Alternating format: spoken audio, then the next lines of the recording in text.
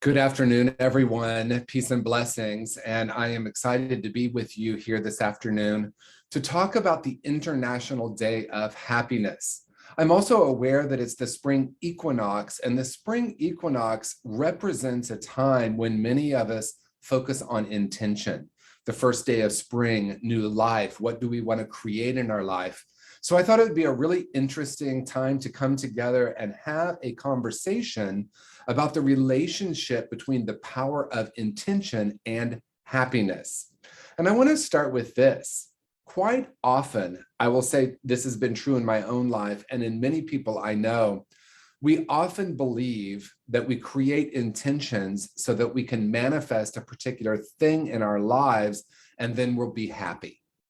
In other words, we're thinking, I am going to create my intention. For example, my intention is to become healthier. My intention is to develop more close relationships. And once I can create that intention or manifest that intention, then I will be happy. And what I want to explore today is the possibility that it's actually the opposite of that, that we actually focus on our own happiness. And as we focus on our own happiness, we radiate that into the world, and then the intentions seem to manifest automatically. So let's talk about what happiness is, and to me, what happiness isn't. I think in our culture, especially in the United States, we think of happiness as being elated or always happy all the time. We might think of it as an emotion or a feeling. Oh, I feel happy today. And although that, of course, is one level of happiness, I want to explore a couple other possibilities. What if happiness is less of a feeling, or maybe we could say, in addition to it being a feeling, it's also a way of being, a state of consciousness? What if true happiness is actually our natural state? In my experience, we come into this world deeply connected with the truth of who and what we are. We might say joy is our natural state. We might use the word happiness, but not as a sense of elation, but a sense of presence and contentment. To me, one perfect definition of happiness is being content with this present moment exactly as it is. And so if it's true that we came into the world deeply connected with our true nature, and joy is our natural state, what happens to that joy? And at what point in our life did we start to believe that we need to attain something in order to be happy, or we need to be somewhere other than right here in order to experience this idea of happiness? For me, it's very simple. We come into the world, as I said, deeply connected with our own sense of joy, purpose, and happiness. And then we begin to get programmed that we are other than that, that somehow something isn't right here and that we must go there in order to be happy. But the deeper truth is we must connect with our true nature and unlearn all the beliefs and ideas we have about ourselves in the world that prevent us or seem to prevent us from experiencing happiness. So this is in some ways nuanced, and in some ways sounds a little complicated perhaps, but it's actually profoundly simple. I'm not here to attain happiness. Happiness is who I am. And so if we look at it through the three levels, I use this with gratitude, I use this with happiness. We can honestly use it with a lot of things, but I call it the three levels of. In this case, the three levels of happiness. Happiness for, I'm happy when I get something. I'm happy because of my relationship. I'm happy because of the work I do. That is happy for. And then we could say happy in.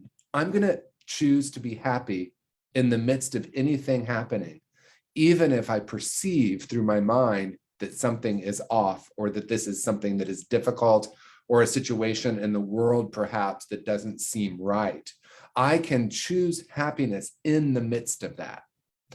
There is a deeper level, though, and that is happiness as. If it's true that happiness is actually a frequency more than an emotion, then the encouragement here is to tune into and tap into that abundant, infinite self that automatically is happy, automatically is joy, tuning into that seeing it as a frequency and then vibrating that into the world and see what happens. Because I often say this, but I think life is a great experiment. So let's experiment with what might happen for us to begin to frame happiness and see happiness as a frequency, as a choice, and as a way of being, more than once I get this, I will be happy. Sometimes we hear it referred to as the destination addiction. Once I get the perfect job, I will be happy. Once I find the perfect partner, I will be happy. Once I've healed all of my wounds, I can be happy.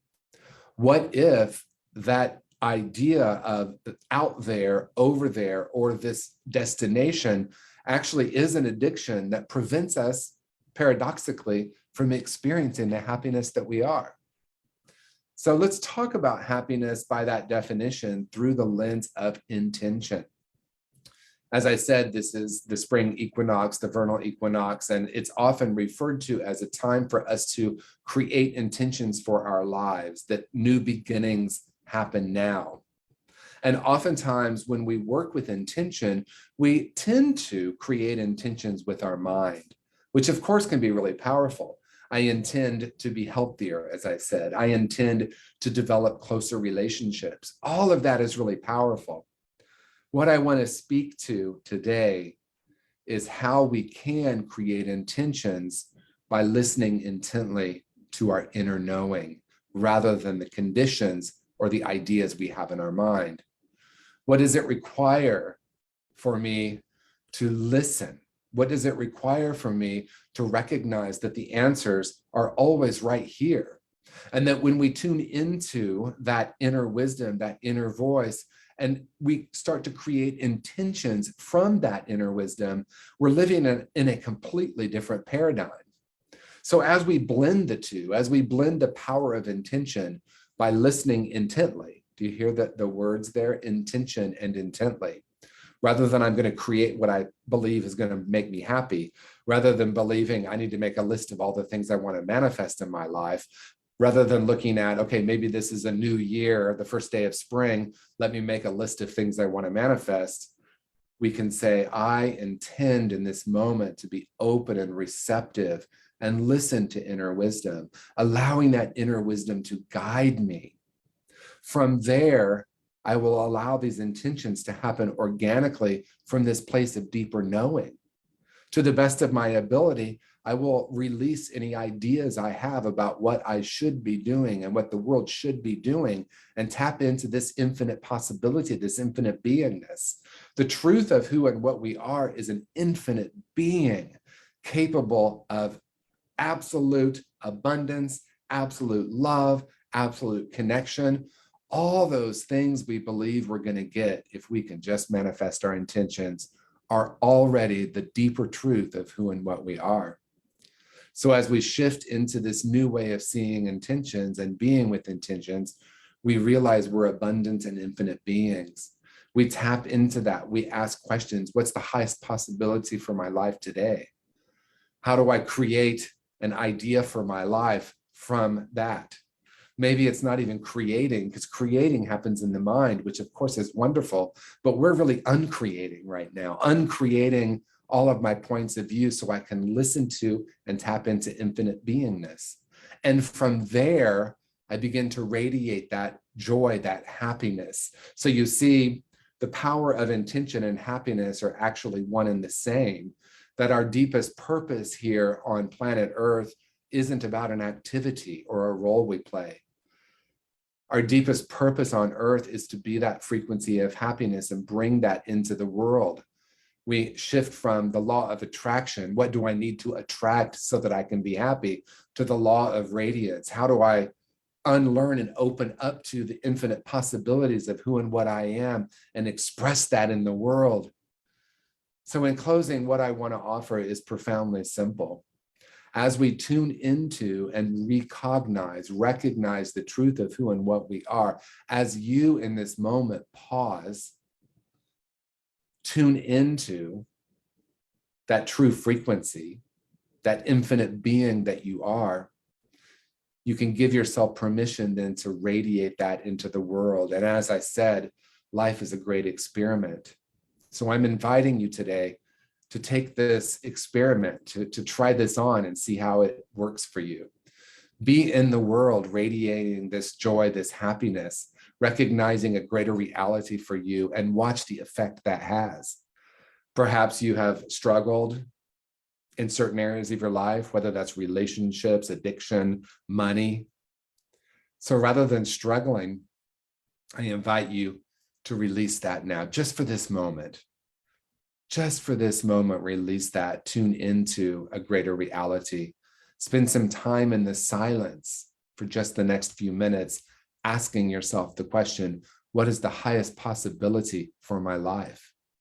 Who have I come here to be? How can I radiate that into the world? As always, I'm so incredibly filled with joy for our connection. What I want to say in closing is you are an infinite being. You are an infinite being capable of creating a life of infinite possibilities beyond anything the constructs of your mind could create. This is what I know to be true for you. Peace and blessings, everyone. Happy International Day of Happiness. Happy spring equinox. You are the one you've been waiting for. Thank you for taking this journey with me today.